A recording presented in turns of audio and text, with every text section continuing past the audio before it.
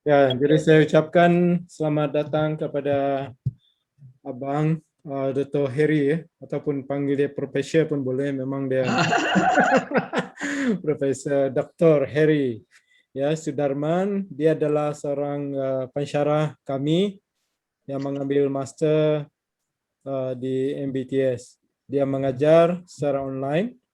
Jadi terima kasih karena diperkenalkan Tuhan dari Zoom ini, dari dari kuliah yang kami adakan. Jadi dia mengajar kali ini mengajar kami tentang resolusi konflik, bagaimana kita menyelesaikan konflik dengan baik. Jadi harap dari Bang Dokter saya ada pengetahuan. Ya, oke. Dan nanti saudara kita Pastor Robert akan memimpin dan dia juga akan perkenalkan teman-teman, rakan-rakan dan pelayanan dia di Kenosis. Dan lepas itu kita berikan kepada Pastor Bong baru berkenalan dengan saya beberapa hari ini karena sebenarnya lama sudah, tapi saya baru hubungi dia minggu lepas. Minggu lepas ke minggu ini. Saya lupa. Ya, jadi dia akan dia saya bawa supaya gereja BM Hornbill akan mengenali dia. Oke, sebab kita gereja IBAN dan juga Cina dipertugaskan, dipertanggungjawabkan untuk membantu pelayanan dia. Dan lepas itu nanti Ibu Aaron akan berkongsi sedikit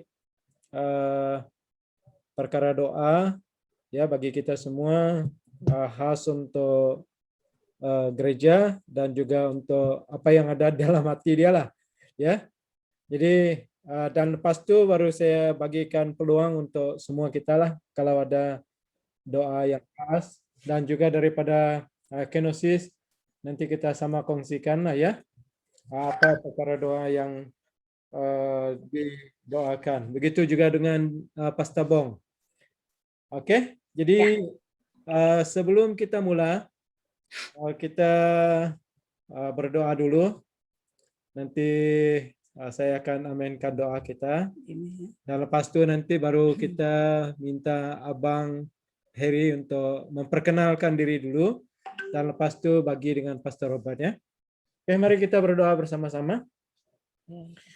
Haleluya, Bapa, kami bersyukur Tuhan karena Engkau telah memimpin, menyertai apapun aktivitas kami pada hari-hari yang lalu sehingga pada saat ini kami dipertemukan kembali dalam Zoom lewat daripada mesbah doa ini. Kiranya Tuhan Engkau memberkati dari mula sampai selesai atau cara ibadah doa ini. Tuhan, kiranya Tuhan Rohmu bekerja di antara kami, terutamanya sharing yang akan disampaikan Abang Profesor Heri. Kau berkati Bapak supaya kami dijamah, diberkati, dikuatkan, dan kami doakan untuk beliau, kiranya Tuhan Engkau terus memberi kesegaran, kesembuhan ilahi dan jasmani daripada Allah kepada saudara kami. Dan begitu juga semua yang hadir pada malam hari ini di merata tempat di Sarawak ini. Kami bersyukur ya Bapa karena Engkau telah membawa kami ke tempat ini bersama-sama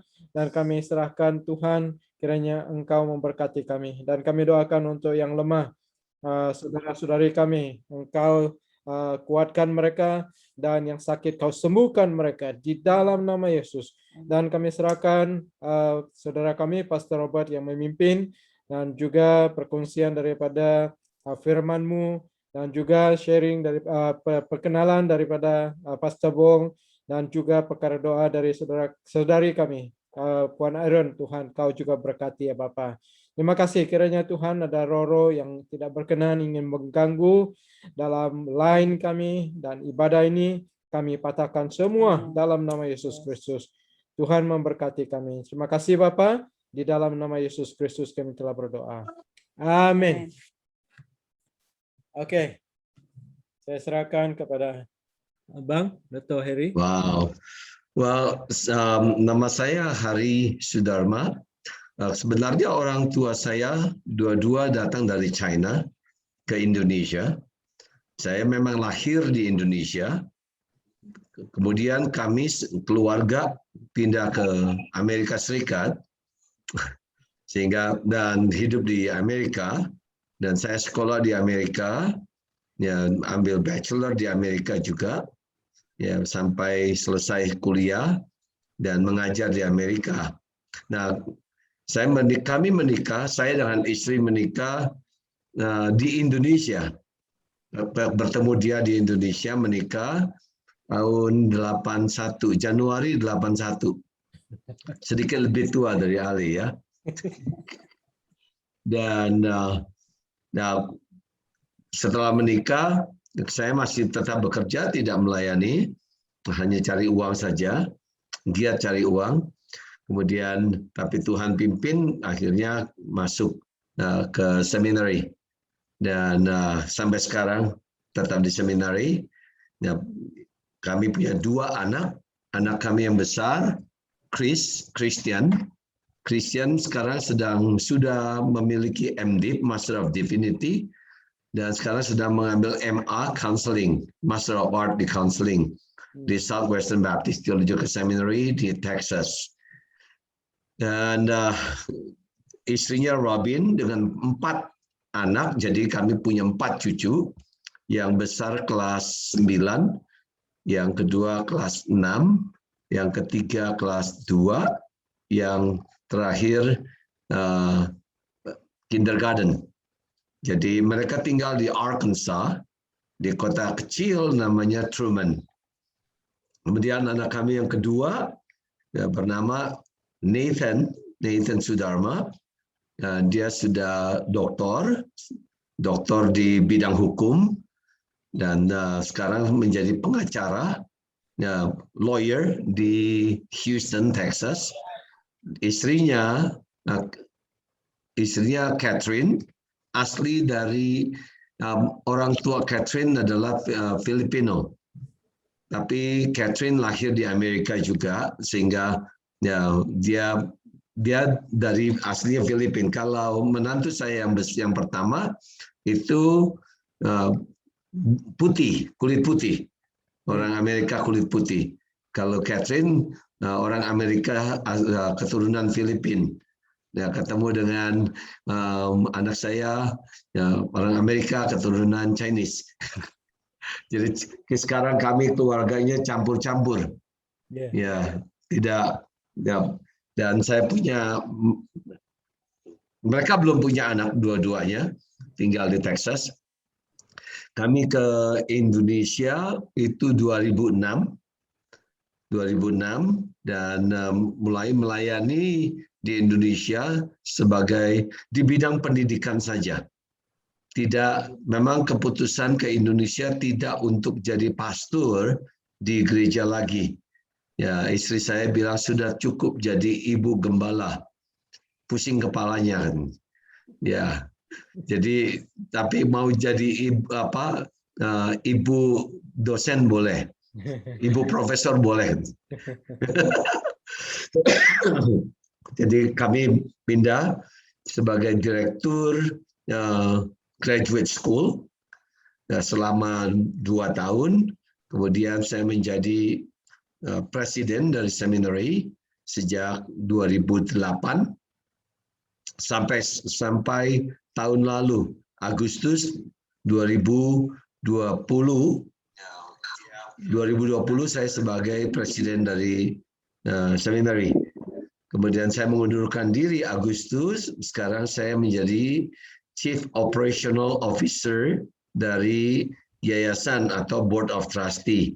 Itu pekerjaan saya, ya, sehingga nanti kalaupun kembali ke Amerika, saya akan tetap menjabat sebagai COO, Chief Operational Officer dari yayasan untuk mengatur semua strategi pengembangan sekolah yang ada di Jakarta.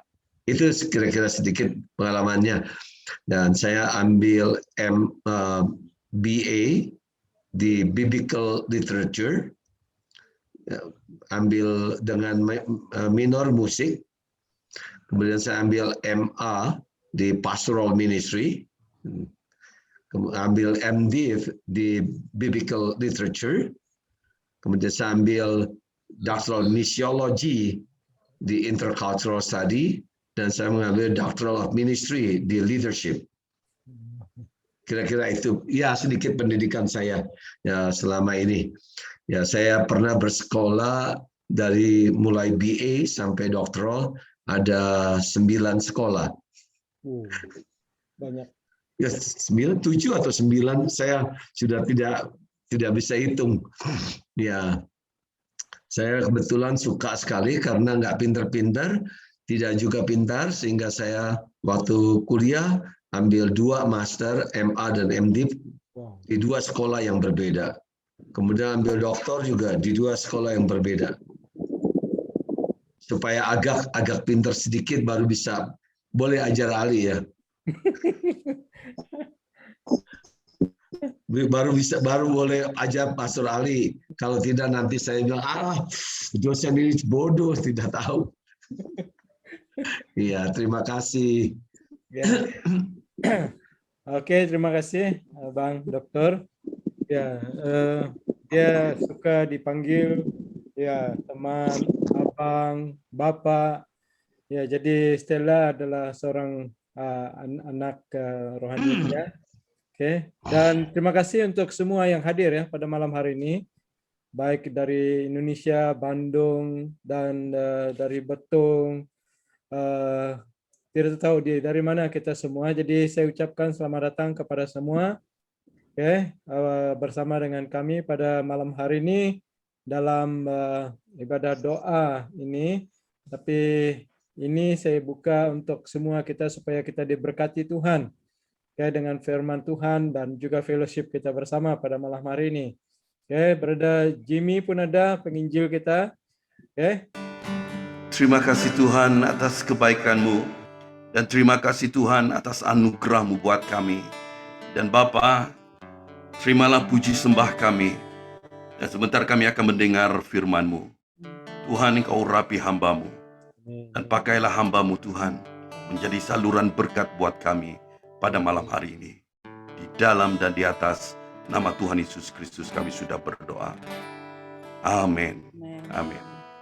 Dipersilahkan bagi Pak Heri. Bang, ya. Wow, terima kasih buat pujiannya. Ya, sulit untuk tidak ikut nyanyi ya, Pastor Robert ya. Apalagi kalau saya tukang nyanyi juga. Jadi untuk nyanyi tanpa keluar suara aneh juga buat saya. Ya, terima kasih. Ya, kita sungguh bersyukur malam ini kita bisa berkumpul bersama-sama kembali. Ya, pada tanggal 8, tanggal 9. 8 dan 9 ya. Tanggal 9 saya, istri dengan 3 anak kami, Stella, Tita, dan Lala, melakukan perjalanan lebih dari 1000 km. Dari Lembang kami menuju Cirebon, dan di Cirebon selama 2 hari, hari Rabu dan Kamis, 8-9. Terus tanggal 11 kami ke Yogyakarta. Kemudian tanggal 12 kami ke Solo. Tanggal 13 kami ke Wonogiri. 14 kami kembali ke Cirebon sampai tanggal 19.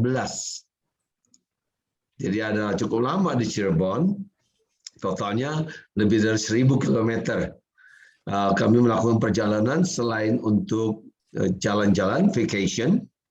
Karena istri saya bilang, ayo capek sekali diam di rumah terus ini. Ayo kita jalan-jalan ke Jawa, ke Borobudur, ke Candi Borobudur, Candi Prambanan, dan tempat-tempat lain.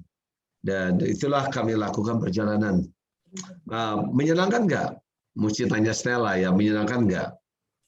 Yang menarik ada beberapa kejadian. Misalnya di Prambanan, selesai Prambanan, istri saya baru mengetahui bahwa gelang tangannya yang berisi berlian itu hilang, jatuh di Prambanan, dia di Candi Prambanan, dan baru tahu itu hilang keesokan harinya.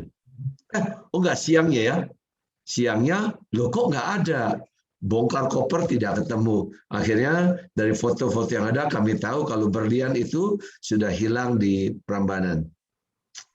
Ya sebenarnya sudahlah, berlian hilang ya nanti beli lagi. Ya biar Tuhan yang berkati kita untuk beli yang baru gitu ya. Ya, tapi ya namanya istri ya, tanya Ibu Ali ya, pasti pikir terus, dia pusing. Berlian lagi. Jadi ke Solo pikirannya masih terus ini gelang yang hilang, gelang berlian yang cukup, ya memang cukup mahal, beberapa ribu US dollar itu hilang begitu saja. Ya sudah, nanti kita beli lagi saja kok. Ya kan pendeta banyak uangnya. Ya seperti itu. Dan ya tapi kami menikmati pelayanan selain jalan-jalan pelayanan juga. Saya mengajar manajer-manajer hotel hari Kamis dan mengajar guru-guru dan melakukan banyak hal. Ya sampai akhirnya kembali lagi ke Bandung hari Sabtu tanggal 19. Wow, semuanya indah. Foto-fotonya banyak sekali ya. Foto-foto banyak sekali karena Tita dan Lala belum pernah ke Borobudur dan belum pernah ke Prambanan. Jadi mereka walaupun tinggal di Indonesia, mereka belum pernah ke sana juga. Jadi saya bilang, oke, ayo Daddy Mami ajak jalan-jalan. Nah, setelah pulang hari Minggu, kami masih biasa-biasa saja. Minggu sore itu ya saya mulai kerasa ini tenggorokan menjadi gatal. Wah, saya bilang nih mau flu ini. Nah besoknya itu tambah gatal, tambah tidak enak dan mulai ya, meriang. Tapi diperiksa temperatur masih di bawah 37, 36,6. Jadi masih aman, ya, tidak apa-apa. Tetapi karena Senin malam itu sangat tidak enak, Selasa pagi putuskan, semalam itu kami putuskan, besok pagi, Selasa pagi akan coba rapid test, saya dan istri. Dan kelima kita berlima semua rapid test. Rapid test, hasilnya Stella, Tita, dan Lala negatif. Tapi kami berdua positif COVID. Nah ini Selasa kemarin nih. Jadi yang sekarang yang sedang bicara ini lagi dalam proses COVID.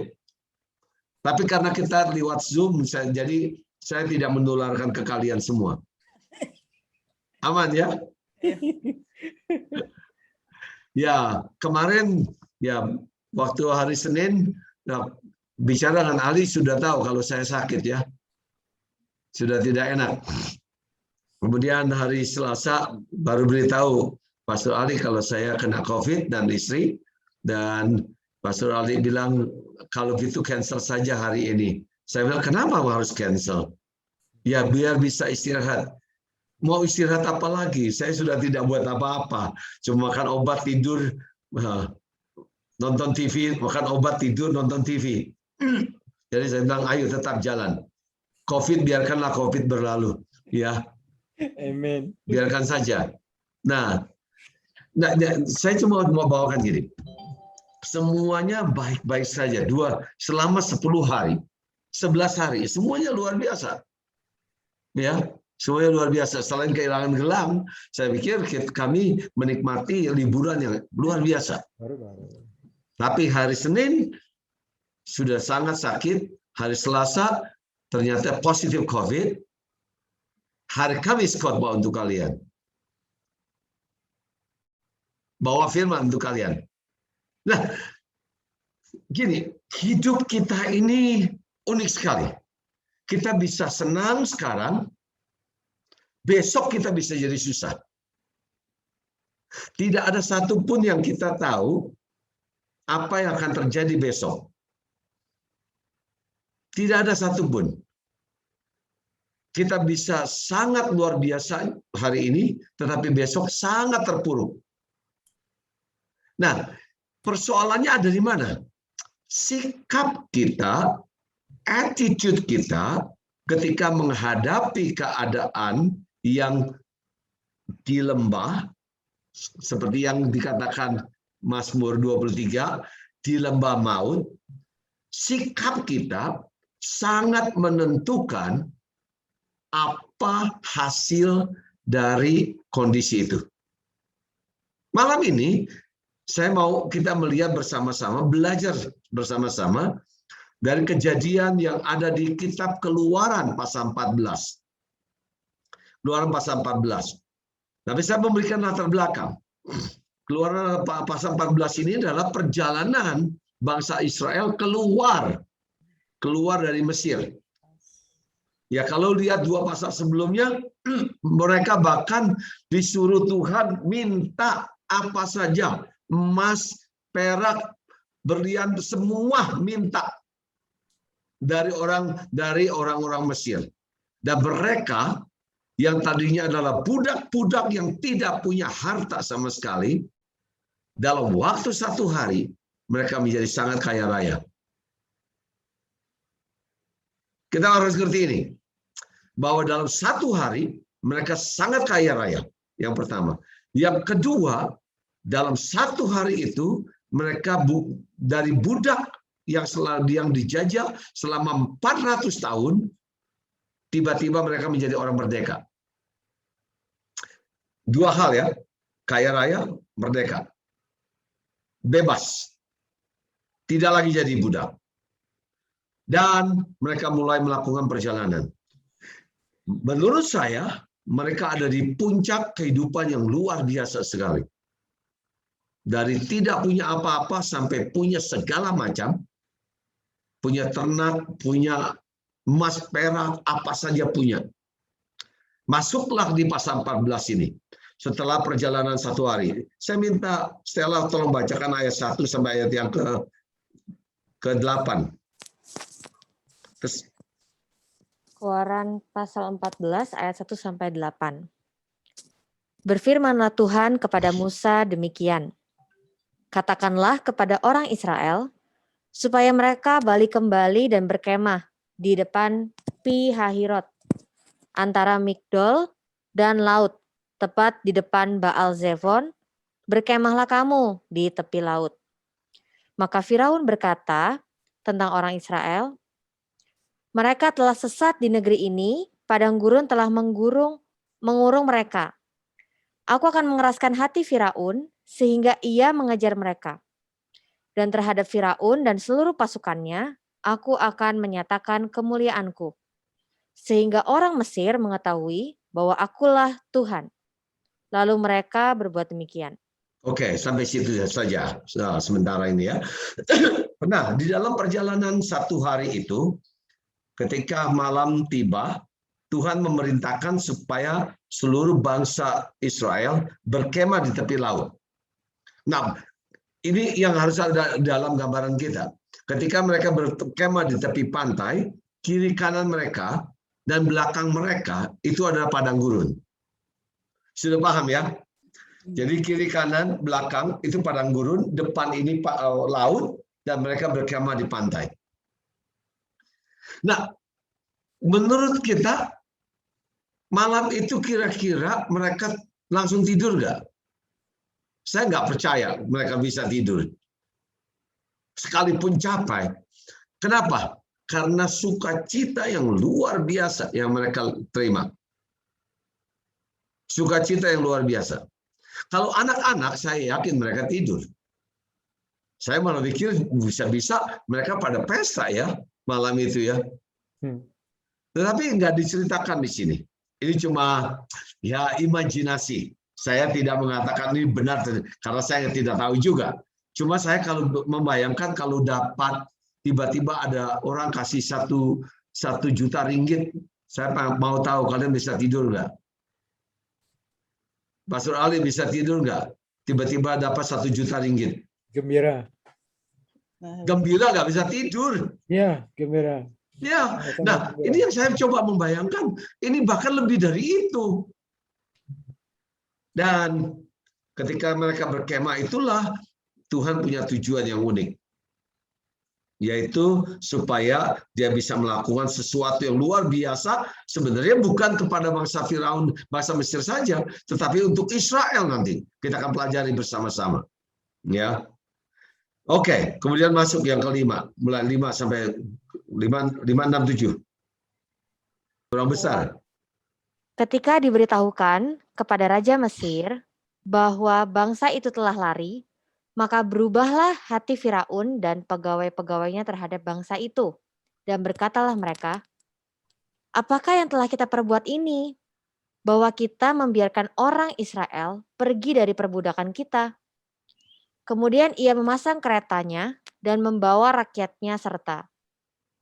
Ia membawa 600 kereta yang terpilih.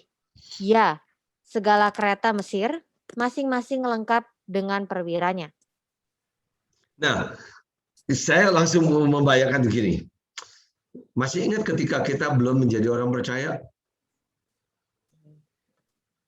Dan ketika kita menjadi orang percaya, ada satu oknum yang paling tidak suka, yaitu iblis. Otomatis iblis dengan seluruh pengikutnya yang tidak suka. Saya coba membayangkan seperti ini. Ya, ketika iblis tahu ya bahwa kita telah lari daripada dia dan menjadi percaya kepada Tuhan Yesus Kristus. Ini penarikan yang saya katakan. Ketika kita telah lari dari iblis dan menjadi percaya kepada Tuhan Yesus Kristus, mau di Iban, mau di Pineng, mau di KL, di mana saja, mau di Jawa, mau di Jakarta, mau di Amerika, kasusnya sama. Ketika kita menjadi percaya kepada Tuhan Yesus, maka oknum satu ini, si raja jahat ini, tidak akan suka. Kemudian kalau dia tidak suka, apa yang dia lakukan?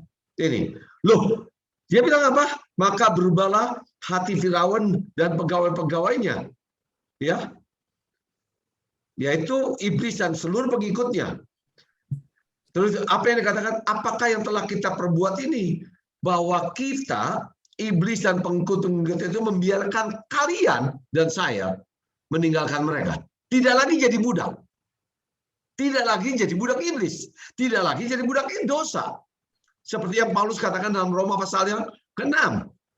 Kita tidak lagi jadi budak dosa. Begitu kita melepaskan diri dari kuasa iblis dan menjadi percaya beriman kepada Tuhan Yesus Kristus, ini yang terjadi dengan iblis. Apa yang kita perbuat? Kenapa kita biarkan Hari Sudharma meninggalkan kita? Kenapa kita biarkan ya Rajo meninggalkan kita? Kenapa kita biarkan Pastor Robert meninggalkan kita? Kenapa kita biarkan? Ini perkataan iblis. Kemudian apa yang dilakukan?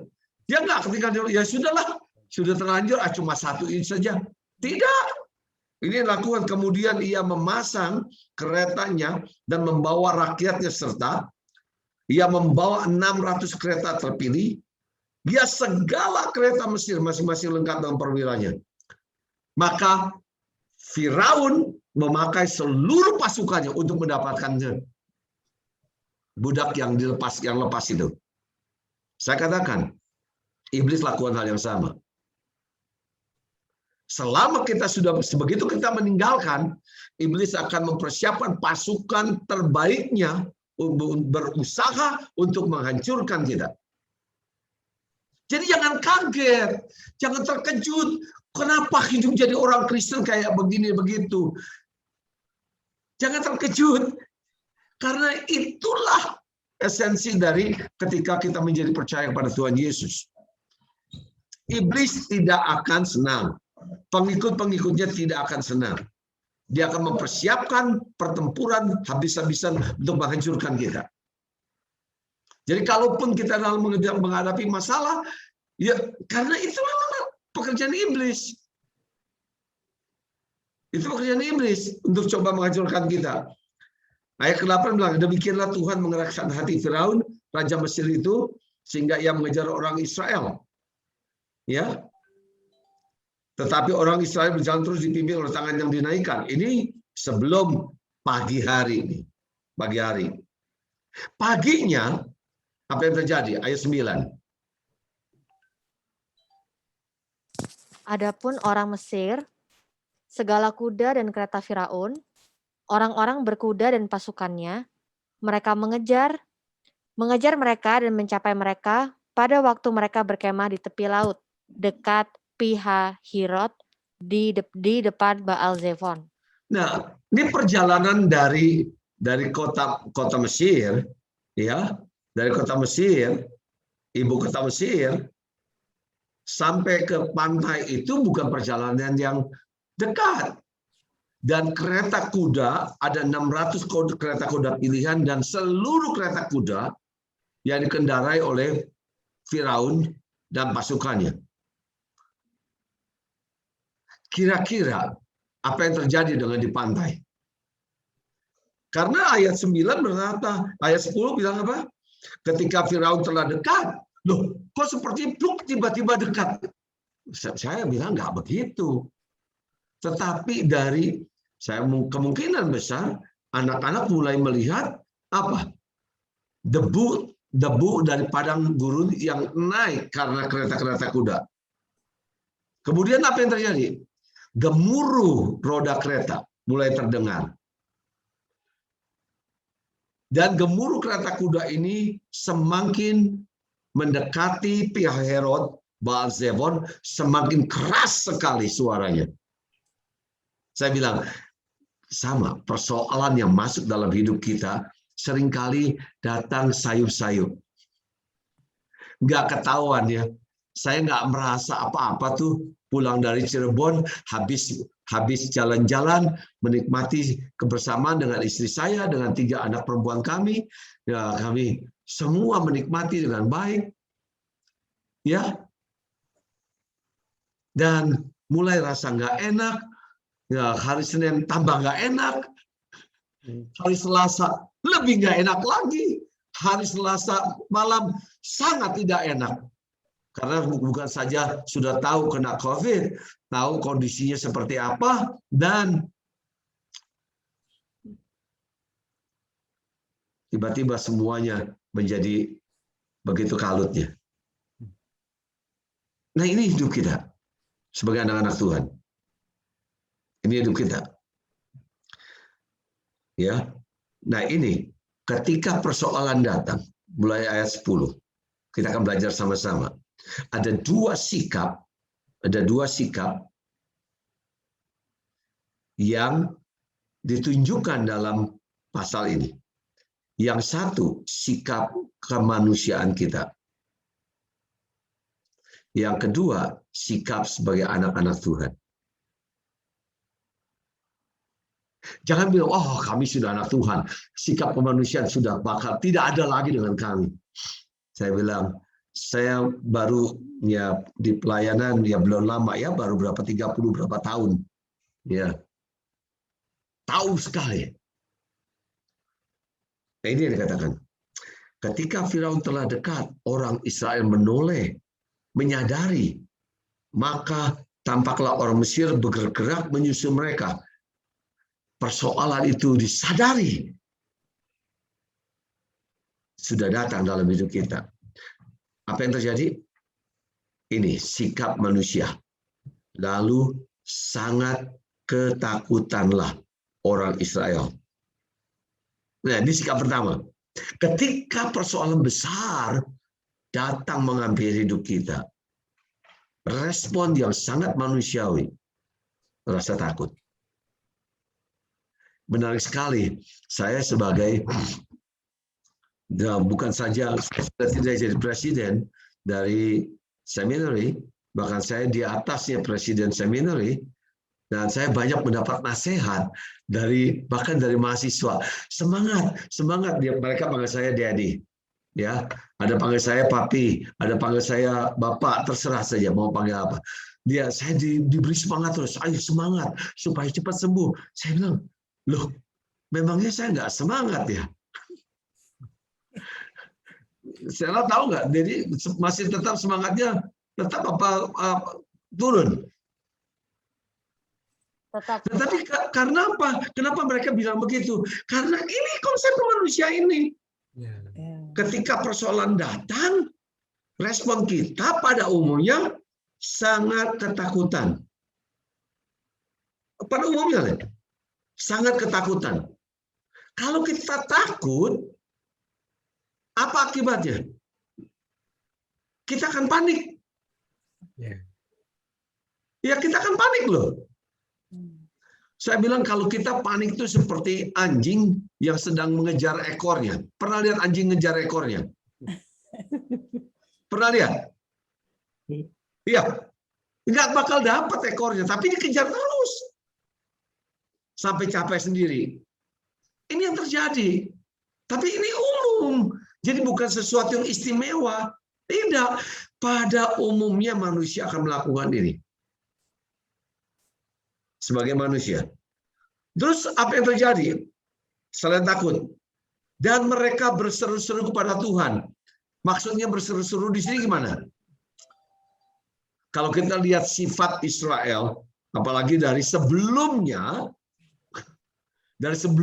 pasal-pasal sebelumnya, begitu timbul persoalan, mereka ngapain? Bersungut-sungut. Marah kepada Tuhan. Waktu tulah pertama, mereka marah sama Musa. Tulah kedua, mereka marah sama Musa. Tulah ketiga, mereka marah sama Musa. Begitu setiap kali ada persoalan, ini persoalan yang ke-11, mereka ngapain? Marah kepada Tuhan, berseru-seru kepada Tuhan. Kalau kita tidak marah-marah dengan Tuhan, kira-kira surga akan memberikan jawaban? Kalau sikap kita kurang ajar terhadap Allah, apakah kita akan dapat jawaban? Tidak. Enggak, surga diam loh. Saya beritahu, kalau sikap kita menyalahkan Tuhan, surga diam. Kita nggak dapat apa-apa.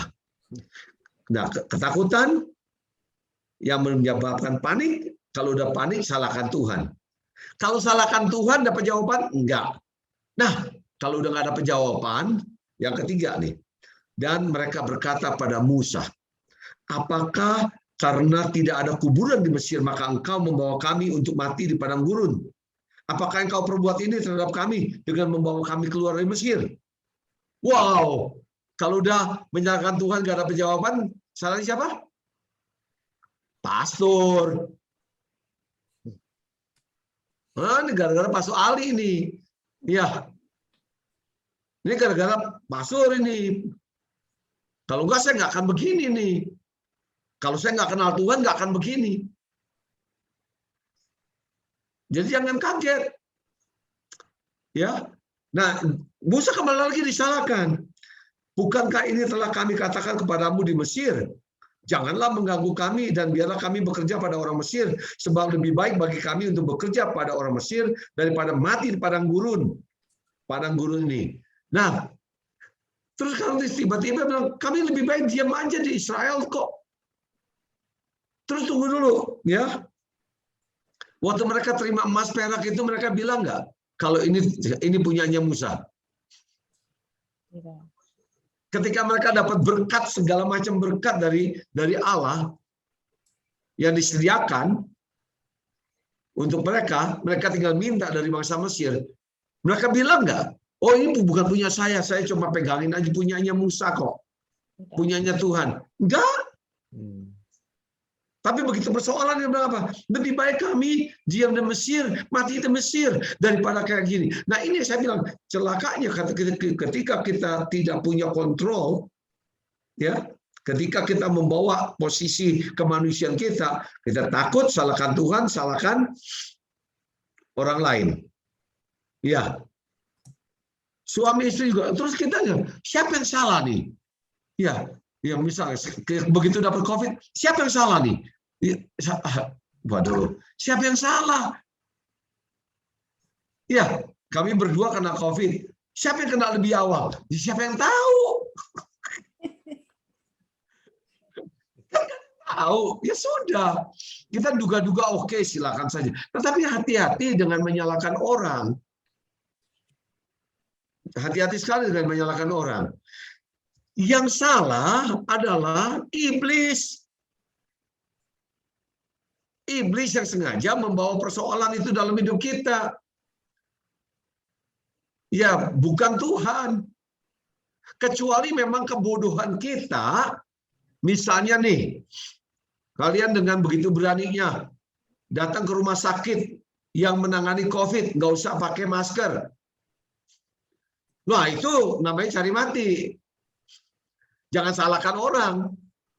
Tapi kalau kita sudah lakukan semua yang kita tahu untuk menjaga jangan kena COVID, tapi kena COVID, apakah itu karena dosa? Bukan. Ya terjadi. Ayo hadapi dengan sikap yang kedua yang saya mau kita bicarakan, yaitu mulai ayat 13.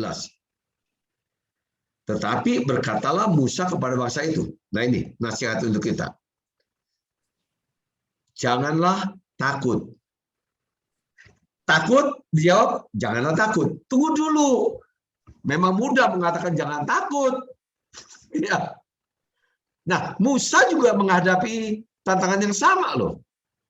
Yang saya maksudkan gini, jangan takut karena Musa sudah punya pengalaman 10 tula. 10 tula. Kalau saya bilang ini telepon saya, kalau bisa lihat ya. Oh nggak begitu kelihatan. Ini telepon saya ini Mesir, ini Goshen ini. Paham? Ini Goshen. Goshen tempat bangsa Israel tinggal. Ini Mesir, ini Goshen. Oh, kalau enggak yang inilah, ini ada mereknya di sini, ada apel di sini. Ya, ini adalah Goshen, tempat Israel tinggal. Semua tula 10 kali mencakup seluruh Israel, seluruh Mesir, tetapi Goshen tidak kena sama sekali. Apakah itu enggak cukup bukti bahwa Tuhan sudah memberikan perlindungan? Saya tanya kepada kita semua nih, berapa banyak kali kita melihat ke belakang dari hidup kita, Tuhan sudah menolong kita melewati begitu banyak masalah. Kenapa yang ini jadi takut? Ya, soalnya ini COVID. Loh, iya selalu gitu. Memang persoalan yang kita sedang hadapi selalu yang paling berat. Kalau sudah lewat ya nggak ada yang berat ya. Sudah lewat. Paham ya? Selalu gitu. Dan tunggu, mau COVID, mau apa yang sekarang kita hadapi adalah memang persoalan yang paling berat. Tetapi Musa mengingatkan, jangan lupa sudah berapa banyak pengalaman kita di belakang yang menyatakan perlindungan Tuhan, ya, berkat Tuhan, yang sudah mengeluarkan kita dari semua persoalan itu. Masa kali ini nggak bisa percaya juga, masih tetap takut? Masa kenapa nggak bisa fokuskan pada kenyataan bahwa Allah pernah berkata, tidak akan ada pencobaan yang akan melampaui kekuatan kita. Di Korintus ya. Kalaupun kita dicobai, Dia akan memberikan kekuatan supaya kita bisa bertahan di bawah pencobaan itu. Itu makna dari Korintus. Bukan supaya kita bisa dilepaskan dari pencobaan. Enggak, supaya kita bisa bertahan di bawah tekanan pencobaan itu. Itu janji Tuhan. Jadi nggak ada pencobaan akan melampaui kekuatan kita. Itu janji Tuhan. Kenapa mesti takut? Nah, ini sikap pertama. Takut, jangan takut. Karena janji Tuhan sudah jelas. Dan bahwa Dia tidak akan membiarkan anak-anaknya jatuh tergeletak. Amin? Amin. Tidak. Sehingga nggak, terus apalagi panik. Buat apa? Gitu ya. Nah, selain jangan takut, dia bilang apa? Jangan takut terus. Ayat berikutnya bilang, Berdirilah tetap. 13 ya. Berdirilah tetap. Maksudnya apa? Diam. Diam. Ya. Kenapa harus diam? Kalau kita terus nyalakan Tuhan, maka kita tidak bisa melihat Tuhan. Mazmur berkata, "Be still and know that I am the Lord." Diamlah, diamlah dan ketahuilah bahwa aku Tuhan. Maksudnya apa? Dengan kita berdiam, kita bisa datang berdoa kepada Tuhan. Mendekatkan diri kita kepada Tuhan. Karena sumber kekuatan kita ada pada Tuhan. Itu yang dimaksudkan berdiri tetap. Dan yang ketiga, dan lihatlah keselamatan dari Tuhan yang akan diberikannya pada hari ini kepadamu. Sebab orang Mesir yang kamu lihat hari ini tidak akan kamu lihat lagi untuk selama-lamanya. Ya, Tuhan akan berperang untuk kamu dan kamu akan diam saja. Dia bilang apa? Lihat yang ketiga. Takut, jangan takut. Salahkan Tuhan, diam. Mendekatkan diri pada Tuhan. Ketiga, salahkan Musa, lihat apa yang akan Tuhan lakukan. Bagaimana Tuhan akan membereskan persoalan itu. Iya, pas banget ya. Nah inilah firman Tuhan yang ajaib. Terus kita ngapain? Loh, tunggu dulu, Bang. Kan tadi dibilang suruh diam. Tadi saya jelaskan, yang dimaksudkan diam adalah supaya kita bisa mendekatkan diri pada Tuhan. Nah, ayat 15 bilang gini. Berfirmanlah Tuhan kepada Musa, mengapa engkau berseru-seru demikian kepadaku? Katakanlah kepada orang Israel supaya mereka berangkat. Nah, terus bagian kita apa? Nah, sekarang ini yang menarik. Bagian kita apa? Langsung mendapat instruksi dari Tuhan, ayo berangkat. Loh, maksudnya berangkat gimana? Berangkat kemana? Kalau kiri kanan padang gurun, belakangnya apa? Padang gurun, depannya Laut. Laut, berangkat kemana? Nah, ini yang selalu jadi kasus kita lagi. Ya, karena fokus kita apa? Laut. Gimana mungkin menyeberangi laut? Sepertinya lebih masuk di akal coba bertempur dengan tentara Mesir ya. Masalahnya tentara Mesir ini waktu saat itu dianggap sebagai tentara terbesar. Nggak akan ada harapan menang kok.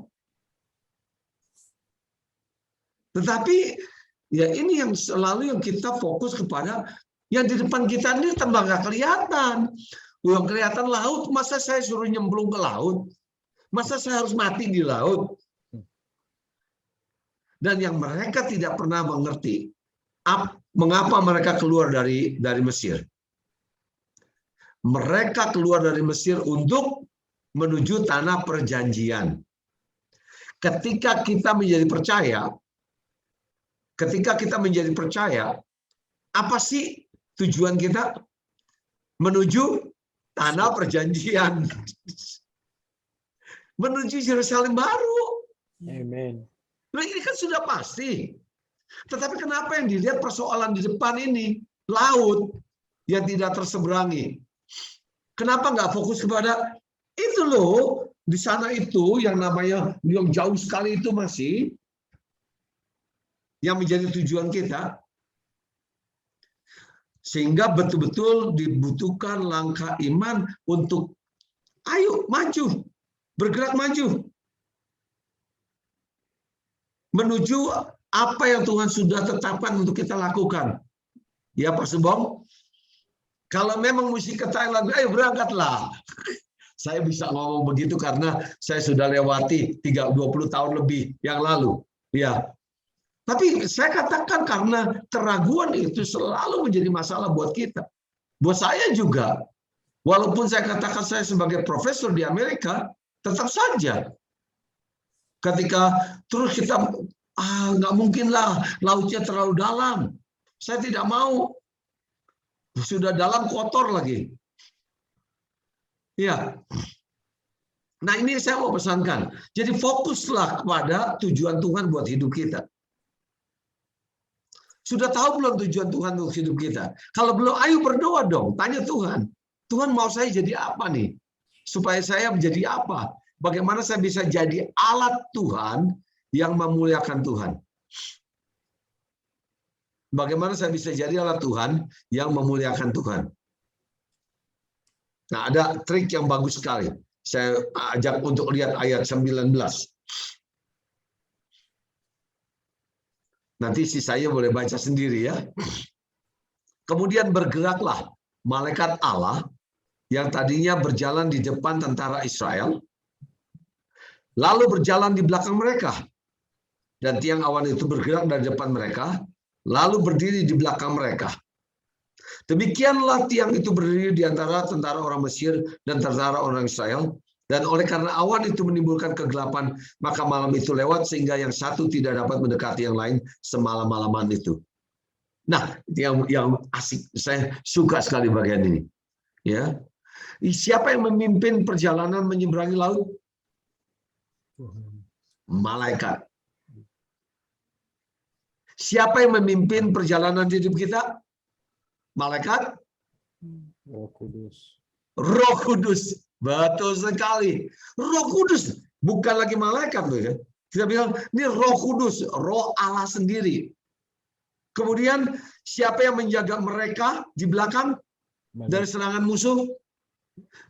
Malaikat. Siapa yang menjaga kita dari serangan musuh kita? Iblis? Roh Kudus. Ya. Di depan dipimpin Roh Kudus, di belakang dijaga Roh Kudus. Amin. Persoalannya gini, ketika malam itu mereka terhalang oleh awan nih. Awan itu bukan yang tebal loh ya. Saya katakan persoalannya gini, awan itu bukan tembok yang tebal seperti tembok Cina. Sehingga suara kuda dan tentara Mesir masih terdengar nggak? Masih. Nggak mungkin nggak terdengar. Teriakan tentara Mesir masih terdengar? Iya. Persoalan kita, sekalipun kita tahu dijaga oleh Roh Kudus di belakang kita, untuk menghancurkan kita, supaya tidak bisa menghancurkan kita, bukan berarti seketika itu juga persoalan itu hilang dan tidak terdengar. Tidak. Problem yang kita sering lakukan adalah terlalu banyak kali kita menengok ke belakang. Sibuk ngapain? Ini lewat nggak ya? Ini lewat nggak ya? Dari penjagaannya Roh Kudus. Saya nanti keserang nggak ya? Keretanya nanti muncul nggak ya? Kita sibuk menoleh ke belakang dan kita memperlambat perjalanan kita mencapai tujuan Tuhan. Nah, kita belajar dua sikap. Sikap manusia yang pada umumnya atau sikap anak Tuhan. Ketika kita memilih sikap anak Tuhan, ya, bukan berarti seketika itu persoalan kita selesai. No. Kalau baca terusnya ini masih panjang perjalanannya ya. Mereka terus-menerus dibayangi oleh persoalan yang akan menghancurkan mereka. Karena begitu mereka turun ke laut, tentara Mesir ikut turun ke laut. Betul kan? Nah ini loh hidup kita. Sampai akhirnya pada detik terakhir yang paling tepat waktunya, Tuhan selesaikan seluruh tentara Mesir. Seluruh persoalan itu hilang. Tapi bisa bayangkan, ya kalau kita bicara seperti ini persoalan 24 jam sepertinya ya. Tapi untuk bangsa Mesir menurut saya kayak seperti 240 tahun nih lamanya. Karena ini loh mentalitas. Kalau kita bilang I believe you Lord, saya percaya Engkau Tuhan. Tetapi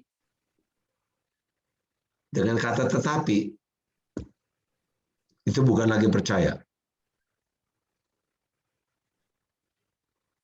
Nah, sampai saya bingung kadang-kadang ya tadi saya katakan begitu kena COVID semua mahasiswa, dosen-dosen, saya nggak bikin pengumuman besar-besaran, hanya ya khususnya mahasiswa semua perlu tahu dan staf di kampus perlu tahu. Tapi yang lucunya jadi menyebar lebih cepat daripada yang saya duga. Dan banyak sekali yang masuk WhatsApp yang memberikan penghiburan. Saya bersyukur, terima kasih karena sudah dapat penghiburan dari Pastor Ali, dari teman-teman ya. Tapi saya bilang, jadi saya kalau saya khotbah begini, saya sampai senyum-senyum nggak Ali? Ketika dapat penghiburan seperti itu, saya sampai senyum-senyum nggak?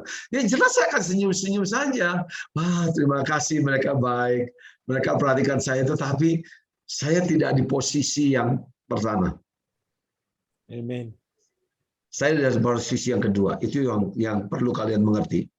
Ketika Paulus mengatakan, hidupku bukanlah aku lagi, melainkan Kristus yang hidup dalamku. Paulus mengatakan apa? Mati itu adalah untung. Bukan mati konyol adalah untung. Tahu mati konyol ya? Menantang maut. Bukan itu. Tapi mati itu untung. Tapi kalaupun aku hidup untuk Kristus. Amen. Dan aku masih ada supaya aku bisa mengajar. Amen. Itu kata Paulus. Dan terus buat apa ayat-ayat itu? Begitu kita masuk masalah, kita lupakan semuanya. 3 pertama. Takut, salahkan Tuhan, salahkan orang lain. Atau kita masuk kepada konsep yang Tuhan sudah berikan, jangan takut, diam dan berdoalah, dan lihat apa yang Tuhan akan lakukan dengan persoalan itu. Dan tugas kita, maju terus. Yang dibilang bergerak itu maju, moving forward. Ya, terus maju menuju tanah perjanjian, menuju apa yang Tuhan sudah rencanakan untuk hidup kita. Amin. Amen. Kita berdoa ya. Kami bersyukur Tuhan untuk firman-Mu dan untuk kekuatan yang Kau sudah berikan bagi hamba untuk menyampaikan firman ini. Ya.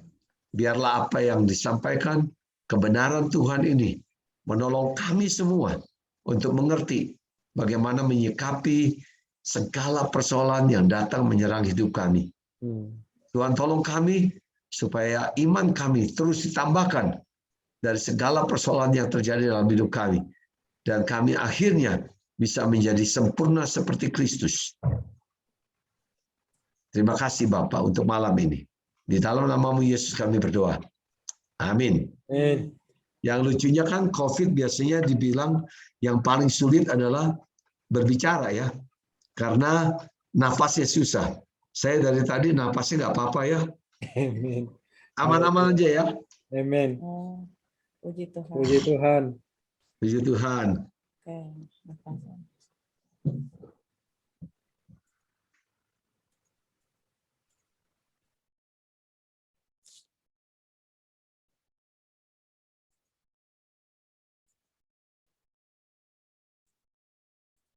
Oke, terima kasih kepada saudara kita, Abang Harry, yang telah memberkati kita dengan firman Tuhan yang sungguh baik, menguatkan kita walaupun dia sekarang dalam makan obat oleh karena COVID, tetapi apakah kita kalau kita seperti dia kita dapat melayani? Ya, jadi dia sungguh hebat. Jadi sebagai contoh bagi kita supaya kita tetap Tuhan hebat, Tuhan hebat. Ya, supaya kita tetap melayani Tuhan dengan sungguh. Terima kasih. Haleluya. Allah Bapa kami yang di surga, Bapa yang sungguh baik dan sangat baik bagi kami. Kami bersyukur Tuhan pada malam hari ini karena Engkau Allah yang begitu menyertai kami, bahkan memimpin kami pada hari ini, dapat menyatukan kami melalui alam maya ini. Kami percaya Tuhan, bukan karena kebetulan, tetapi karena kasih dan anugerah-Mu yang tidak terhingga bagi setiap anak-anak-Mu Bapa.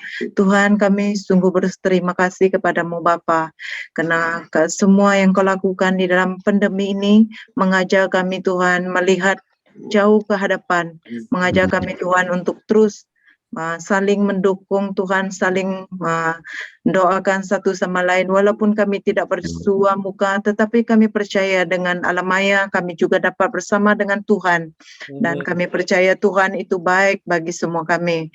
Bapa yang baik, pada malam hari ini kami terus serahkan bagi Bapa kami yaitu Pak Heri ke dalam tangan-Mu, kiranya Tuhan menyertai dia dan memberi kekuatan yang baru dari hari ke hari Tuhan, dan kami percaya kuasa darah-Mu Tuhan pasti akan memberi kesembuhan dan juga memberi kekuatan bagi mereka. Bapa, kami percaya kasih dan anugerah-Mu menyertai dan damai sejahtera-Mu akan terus menyertai, terutama Tuhan kami serahkan pelayanan mereka ke hadapan. Kami percaya seminar yang mereka melalui Zoom yang akan diadakan, kami percaya Tuhan juga campur tangan dan pasti akan menjangkau jiwa-jiwa bagi yang haus akan firman-Mu. Bapa yang baik, kami percaya Engkau memberi jalan yang terbaik, bahkan Tuhan bagi jiwa yang haus akan menemukan air daripada seminar ini ya Bapa. Tuhan, ya, pada malam hari ini kami serahkan juga Tuhan seminar mudah-mudi akan diadakan di Bintulu. Kami percaya Tuhan, apa yang Kau rencanakan pasti akan tercapai, karena kami tahu penyertaan Tuhan yang tidak pernah habis dan tidak pernah kekurangan, dan segala keperluan mereka pasti Tuhan akan menyediakan. Bapa yang baik, setiap pembicara Tuhan pada malam hari ini kami serahkan mereka ke dalam tangan-Mu. Kami percaya Tuhan, Engkau telah menaruhkan isi hati-Mu untuk disampaikan bagi anak-anak kami, mudah-mudi supaya mereka Tuhan dibangkitkan iman mereka, supaya mereka Tuhan mengalami pemulihan, bahkan mereka mengetahui panggilan utama mereka Tuhan, walaupun mereka masih muda-mudi, walaupun mereka masih muda, kami percaya Tuhan Engkau tetap mau menggunakan pakai hidup mereka. Tuhan Bapa yang baik, kami serahkan setiap organisasi mereka yang organize ini, kami percaya Tuhan Engkau akan memimpin mereka, beri mereka hikmat, kebijaksanaan Tuhan, sehingga Tuhan apa yang mereka rencanakan biarlah sesuai dengan kehendak-Mu ya Bapa. Tuhan beri mereka kesekutuan hati supaya kami melakukannya semuanya atas panggilan Tuhan, dan kekuatan Tuhanlah yang akan menjadi dasar bagi mereka untuk melakukan seminar muda-mudi ini ya Bapa.